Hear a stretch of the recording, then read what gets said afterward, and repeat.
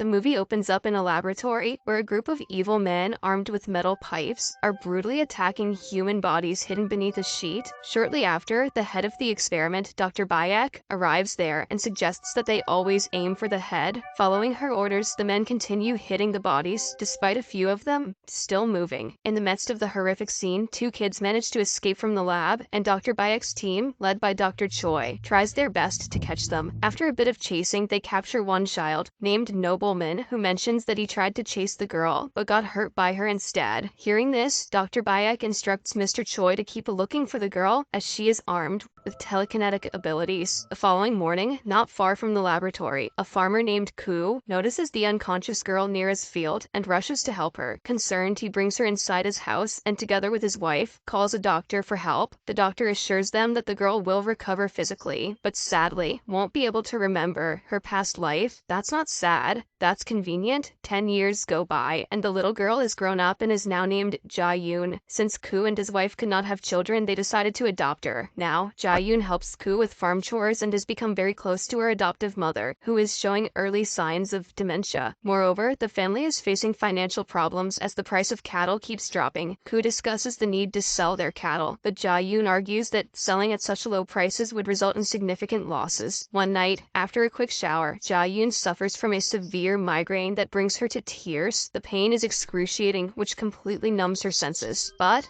fortunately, it doesn't last long and she soon comes back to normalcy. The following day, Ja-yoon heads to school with her best friend Myung-hee. Out of the blue, the latter suggests that Ja-yoon should participate in an upcoming singing competition, which is offering a hefty winning prize of $500,000. Ja-yoon agrees right away because winning could help pay for her mom's hospital bills and solve their money problems. In the next scene, Ja-yoon goes for the audition and surprisingly scores the highest, earning an invitation to Seoul. That night, while watching her audition with her family, her parents discover that she showcased telekinetic abilities on TV. This alarms them, but Myung-hee defends her, claiming that special skills are popular nowadays. She also reassures them that everything will be fine and that Ja-yoon's skills will help her gain extra exposure. Before bedtime, Ja-yoon comforts her anxious mother, promising that she is doing all of this to help them. Later that night, while Myung-hee is sleeping soundly, Ja-yoon experiences another headache. Meanwhile, Mr. Choi secretly observes her from a distance as her identity has been exposed during the audition. The next day, the girls take a train to Seoul for the next phase of the audition. During the journey, a young guy sitting in front of them claims to know Ja-yoon, but our girl doesn't remember him. Here, we learn that the guy is none other than Nobleman. He even calls her Miss Witch and tries to slap her. Afraid, Myung-hee screams and makes a fuss, even though she thought this dude was real hot a second ago, which causes Nobleman to leave, but not before he tells Ja-yoon that they will meet again. As he departs, he bumps into a middle-aged man and insults him. When the guy tries to retaliate, Nobleman brutally finishes him off and tosses his body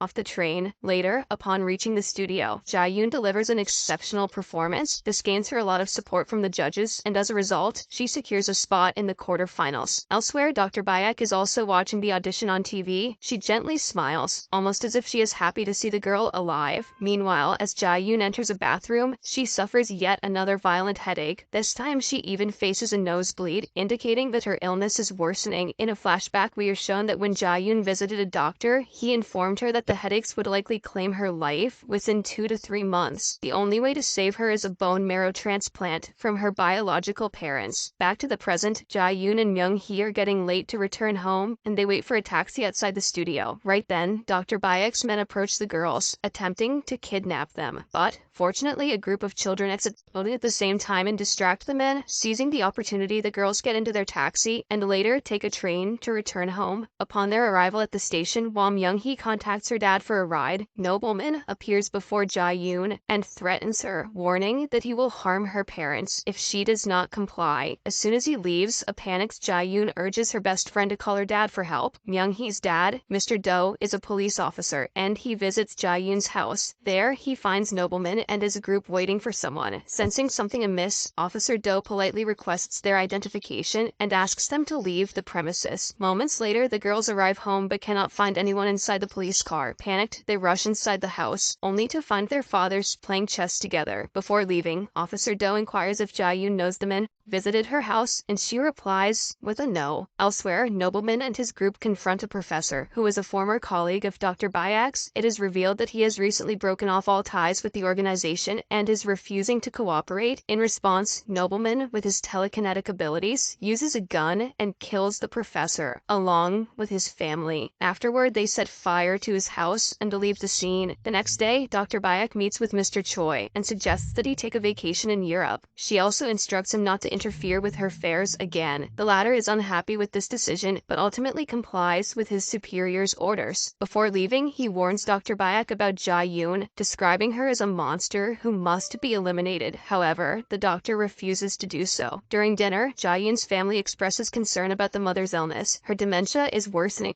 and she can no longer recognize even her daughter. That night, Jia-yoon is again awakened by intense pain from another severe headache. Meanwhile, Dr. Bayek's men sneak into the house and threaten Jia-yoon's mom with a gun. They also take Myung-hee as a hostage. Soon, Jia-yoon becomes aware of the situation, and as she gets up, she finds herself surrounded by a group of armed men. Initially, Jia-yoon tries to remain calm and pleads with the men to go away. But when one of them makes a slight cut on Myung-hee's neck, she becomes enraged and unleashes her extraordinary abilities. She moves at the speed of light and eliminates each one of Dr. Bayek's men ruthlessly. After the last goon is dead, Jia-yoon realizes what she has done and begins to panic. At the same time, Nobleman appears, impressed by her true abilities, and explains that Jia-yoon was engineered differently. He warns her that if she doesn't follow him, he will harm everyone in the village. He is just mad that she's a better singer than him, when he clearly has the looks for a K-pop dream. In the meantime, flashes of memories rush back to Jia-yoon, but they are still insufficient for a complete recollection of what transpired with her in the past. Nobleman offers to help her regain her memories, but insists that she must come with him, hoping that the laboratory can cure her brain disorder. Jia-yoon agrees. Before leaving, though, she requests Myung-hee to take care of her parents. Meanwhile, Mr. Choi assembles all the field agents, ready to assassinate Jia-yoon. Next, Nobleman and Jia-yoon arrive at an abandoned laboratory where Dr. Bayek has been waiting. Jia-yoon is then brought to an interrogation room and tied to a chair. Dr. Bayek welcomes her and communicates through a speaker from the other room. She reveals that she has been looking for her for over a decade. They didn't look very hard, though. She was at the first farm down the street. Following this, Dr. Bayek gets straight to the point, promising to assist Jia-yoon in recovering her memories. She then orders her men to inject a serum into her. As the serum takes effect, Jia-yoon begins to remember the experiments conducted on her and the other children. Here, it is revealed that Jia-yoon was one of the experimental subjects, and Dr. Bayek was in charge of the whole operation. The entire experiment was conducted to determine the brain's supernatural ability. In the present, Dr. Bayek claims that she's now the world's top brain specialist, and that Jia-yoon was one of her most remarkable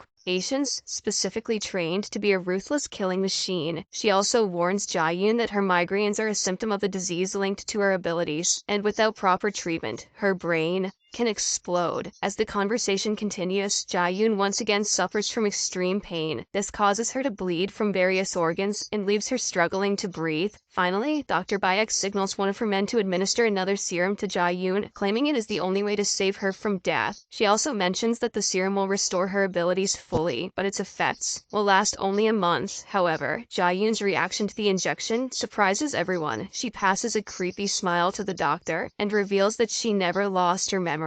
In fact, she was only pretending so that she could get here. Jia-yoon further reveals that she intentionally showcased her talent in the audition to draw the doctor's attention. Now, with her abilities fully restored, Jia-yoon begins to create chaos. Suddenly, she breaks free from her restraints and eliminates Dr. Bayek's men in the interrogation room. In a desperate attempt to thwart her, the doctor orders the release of nerve gas, but to her dismay, Jia-yoon smiles at her, takes a few steps back, and escapes through the ceiling. Soon she reappears behind Dr. Bayek and demands to know where the rest of the serum vials are kept. When the latter hesitates, she shoots her in the kneecap. Meanwhile, Nobleman and his group are on their way to the laboratory, where Mr. Choi and his men intercept them. A fierce battle unfolds between the two groups, and Mr. Choi's men initially gain the upper hand. However, a fighter from Nobleman's group named Harry Girl completely turned the tide. Harry Girl in particular is lit in the next scene as Jia-yoon is dragging Dr. Bayek. Nobleman catches up and suddenly attacks her. He warns her that he's not the same as before and engages in a ferocious battle, but Jia-yoon ultimately defeats him. However, before she can finish him off, Mr. Choi arrives at the scene and shoots her. He then turns towards the doctor and, without letting her say anything, kills her. When he shifts his focus back to Jia-yoon, she has already recuperated from the bullet wound, and in the blink of an eye, she kills Mr. Choi by ruthlessly breaking his neck. If she keeps killing people, there's not gonna be a part 2. Moments later, Nobleman regains his composure and informs Jae-yoon that they're the only ones left. He also reveals that the remaining vials of the serum are in the control room and speculates that the headquarters research facility may produce it. While she is distracted, Nobleman attempts to shoot Jae-yoon in the head, but she sidesteps the attack and repeatedly stabs him with a knife, ultimately ending his pretty boy life.